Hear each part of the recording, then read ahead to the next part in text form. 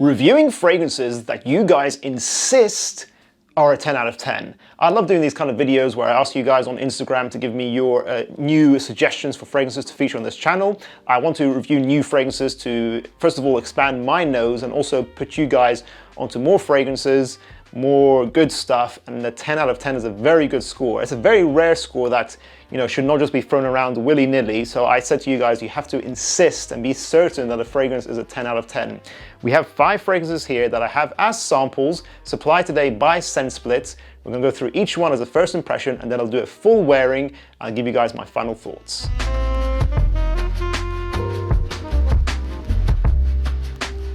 First of all, we have Nishane's Wulong Cha. Now, Nishane is actually a really good brand. I've had a few of their fragrances, I've tried a few of their stuff out. I've tried the Hashivat, of course, which is really nice. Sultan Vetiver, acquired taste, but I really love it. If you love Vetiver, that's a fantastic fragrance. And I've tried Ani, which everyone loves, but I wasn't too crazy about.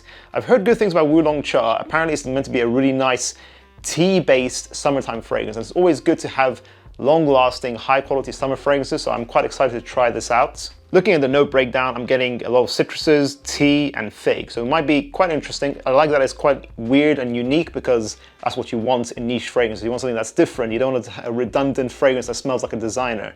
So I'm going to do my first impressions on paper strips, and then I'll do my full wearings on my skin, because it's really annoying after recording this video having like 6 different fragrances all over my skin. I smell insane. So let's try this out. Okay, I'm getting a lot of white florals, tea base, kind of giving me the Silver Mountain Water vibes because of that tea. Obviously nice photorealistic high quality citrus. Not hugely impressed at this point. It's definitely a white floral fragrance. I kind of feel like they got jasmine in here. I feel like this is really perfectly unisex. I feel that, you know, the Nishane price tag is quite high. I feel that you can probably get a similar scent DNA in something like Bergamot or the the bergamot one in Acqua di Parma. I feel like Acqua di Parma does a similar style of perfumery to this at usually really good prices. Not hugely impressed so far, but maybe the longevity is what's going to really set it apart. I need to try this on my skin, of course. And if you guys are looking to buy samples of fragrances for yourself to try out, I definitely recommend the sponsor of today's video, ScentSplit. They have sent me the samples for all these fragrances. ScentSplit provides authentic fragrance samples of hundreds of brands that are both designer and niche. This allows you to try out expensive fragrances at a much more affordable price and see if they work on your skin and if there's something that you want to buy. They provide a variety of samples, being 1 ml, 2 ml, 5 ml, 9 ml, and of course they also sell full bottles on their website. ScentSplit is a fantastic company that has one of the highest Trustpilot ratings in fragrance decanting. They provide you really good prices, and even better, they provide worldwide shipping, which is really important for a YouTube reviewer like myself who has audiences from all over the world. They are a US-based business, so US customers will have cheaper delivery. International shipping is around $17, so I recommend if you're going to be buying, buy a large set of samples so you can try them all out at once and make the most of that delivery fee. I will leave a link in the description below. Thank you to ScentSplit for sponsoring this video. Let's continue. Next up, we have Amouage Jubilation XXV. I've heard very good things about this fragrance. I think it's a rose and oud based scent, but apparently it's one of the best perfumes ever made in the history of history. Everyone says this, apparently this is a fragrance fit for a king, for royalty. Hence why I, of course, had to smell this and wear this on my skin. Apparently it's really good. I'm expecting great things. Let's look at the notes first. So, of course, in Amouage typical fashion, the notes are everything. They've basically chosen everything to put in this fragrance. It's very complex, but it's got prominent blackberry, oud, honey, Popanax and Myrrh. So it's going to be quite a sweet fragrance with a lot of intense, luxurious, resinous notes to it. So it's got to be a really elegant sweetness, in my opinion. So this is going to smell really high quality. I'm expecting real oud here from Amouage at this price tag. Yeah, let's try it out. It's probably going to be quite ambery. Never smelled this fragrance before. Let's see. That's very luxurious. That just smells like money. Oh yeah, very woody, almost suede-like. Woody, suede, fruity. Very sweet and smooth as well. I can just imagine this lasting a really long time, at least 12 hours, easy. Definitely a cold weather fragrance. I think it's very much perfectly unisex in the middle as well. This smells like one of the best Amouage fragrances I've ever smelled. This smells really easy to love, but at the same time smells like money. So I think this might be one of the safest Amouage fragrances I've ever smelled so far. Really impressed so far. I wonder what it's going to be like later on. Next up is Tom Ford's Friggin' Fabulous, which in fairness I have tried this on my skin before, but it's been a long time and I never really gave this a full wearing. I remember it being quite a sweet, spicy leather fragrance that I felt like could be really good for clubbing, but I just felt like the price tag was way too much. And I think the general consensus from the community is this is really highly priced for what it is. Okay, looking at the notes, I don't remember the almonds. I remember it being quite aromatic, lavender, fair enough. A lot of tonka bean, a lot of leather, so, and iris as well. So maybe that's why they try to justify the really high price. Maybe if they're using actual Orris concrete, real iris, which is one of the most expensive perfume ingredients in the world, maybe that's why it's so highly priced, but it doesn't, as you can see from the Fragrantica proportions, people are saying it doesn't seem like a huge part of the fragrance. I don't know, it seems a bit overpriced. Let's try it again. Okay, it reminds me of how I remember the fragrance. A little bit medicinal, really sexy leather. It's a really sexy leather fragrance. Leather is not always a safe note to use in perfumery, but they've done it really mainstream, really well. Medicinal, spicy, but at the same time fresh leather. It's a really cool, playful leather, I'd say. If you want a playful, sexy vibe with your leather fragrance, this is the one for you. It does have a high quality to it. It's nothing like you'll get in the usual designer realm of fragrances. So it does, you know, it's the niche of the Tom Ford realm, isn't it, with private blends. It's thick, luxurious, opulent. I can imagine this lasting a very long time on my skin. I think I remember it lasting a long time, actually. As I said, I can just imagine a really playful guy just wearing this out to a nightclub or a party. I look forward to wearing this fully. Next up is Megamare by Orto Parisi. I can't believe one of you guys actually recommended this. This is crazy because I've been wanting to try this out for such a long time. Always in the comments, people will tell me, Omar, you have to try Orto Parisi Megamare. Apparently it's the most beast mode aquatic fragrance of all time.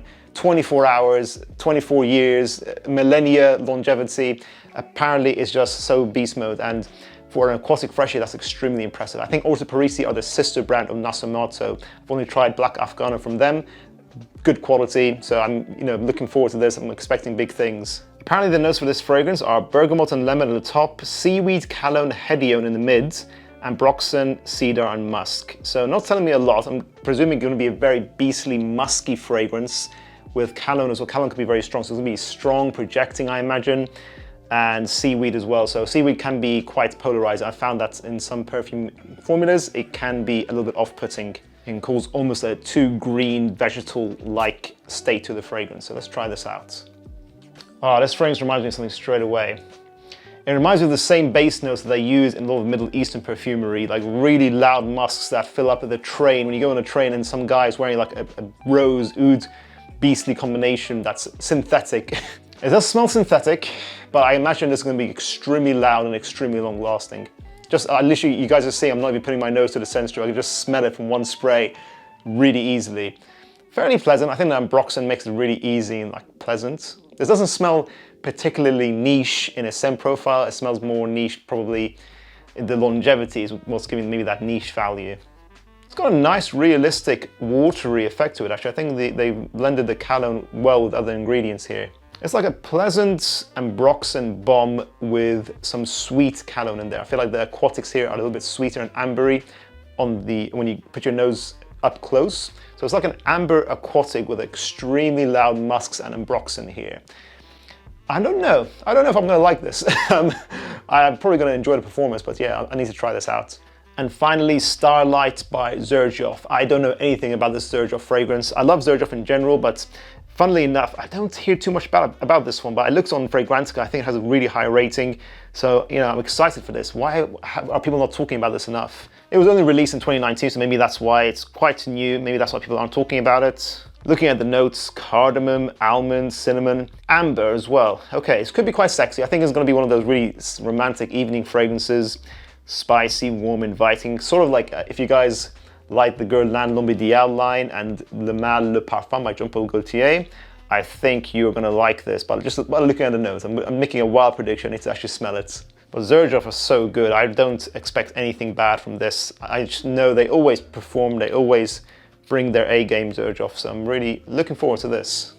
Okay, medicinal, Middle Eastern, ambery, nice, warm, sweet, inviting. If you like cinnamon and amber and Middle Eastern style perfumery, you'll like this. I feel like this is quite simple. I definitely think if you like Initio's Blessed Baraka, you are going to enjoy this. This is a simple, high quality amber that I smell so far. It's a balanced out, freshened out amber. It's got some airiness to it, some aromaticness. It doesn't seem like it's going to be overpowering.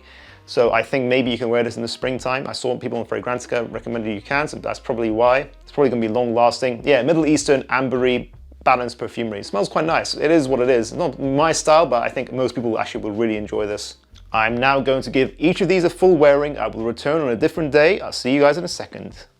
One eternity later. Okay, I'm back. In between these two clips, I managed to dislocate my toe. That just shows you guys how dangerous the life of a perfume reviewer is. But hey, we move. I'm back now and I managed to smell all these fragrances with one full-time wearing. And these are my final thoughts. Wulong Cha is very pleasant. It's a good, safe blind buy in my opinion for a summer fragrance. It's £150 I'm seeing online these days, which is a steal for this quality. It is very high quality, thick, white floral, suede, citrus perfumery, almost photorealistic. It is very pleasant, almost as if you enjoy those fragrances like Blue Mediterraneo from the Acqua di Parma line. If you like those kind of natural, niche summertime perfumery, it's good. It is not complex, it's fairly linear, but it's very good quality for the price in my opinion, and lasts a good amount of time, around 8 to 10 hours. Overall, I personally would give this a 9 out of 10. Very good stuff. Thomas Vortigern's Friggin' Fabulous. Now this fragrance we all know is extremely expensive, but I actually really like it. It's very much a sweet, dry, spicy leather scent that is sort of playful, I would say very chic. I think the name absolutely suits it. I think this would be a great clubbing scent for the person who really loves the scent DNA. I think it's quite a polarizing scent DNA. It's not gonna be to everyone's style, and I think the price is too high. Overall though, the wearability is fantastic. I like the creativity in this scent. It's very unique. I'm not gonna find anything like this. And I do like how long lasting it is. I'm still getting over 10 hours with this fragrance. So overall, I would give this an 8 out of 10. I wish it was the same price tag as most of the private line from Tom Ford. I don't know why it needs to be £250. Okay, Orto Parisi Megamare. Now this is a very interesting fragrance. I'm really glad I tried this out. As everyone says, yes, it's extremely beastly. I pretty much can't even tell you the exact longevity of this fragrance because I went to sleep before it ran out, but at least 12 hours longevity. A very dense, heavy, almost seaweed-like musky scent with an oily texture to it. It's very oily, seaweed-like, aquatic is what I would say that this fragrance smells like. It is not going to be to everyone's liking. It is very strong, but I think the scent profile can be a bit brash. I think definitely a try before you buy. That's why Sensitive is very good. Try the fragrance for a sample first. But if you want a beast mode fragrance, this is good stuff. I think it's quite a cool fragrance. I quite like the animalic sort of rough texture of it, and I would personally give this an 8 out of 10 still, but definitely not safe. It's going to be polarizing. It almost smells as if there's oud in here, you know. It's very thick and woody as well in general as it dries down. Amouage Jubilation 25. A lot of reviews say really great stuff about this fragrance. They say it smells like royalty, and I would say this is one of the most luxurious, safest, and most balanced rose and oud fragrances a man can buy. I think it's unisex, but it leans more masculine in general. This is very much ambery, high quality ambers. I can tell there's a lot of high quality stuff like frankincense, myrrh in here. There's going to be high quality oud in here as well, I think. Floral, rose, as well as some fresh citruses to balance this all out. And the blackberry note really definitely stands out. So it's a fruity, balanced amber oud, which is a great signature for all year round, apart from the summertime in my opinion. I do think this has been reformulated. I've read that, and I think, yes, this should have been stronger in my opinion. I was quite surprised. It projects loudly for the first 2 hours, but it becomes a skin scent very quickly. But I'm still getting around 8 hours maybe with a soft to medium projection, so not bad. Definitely a safe, luxurious niche fragrance. For me, it gets a 9 out of 10.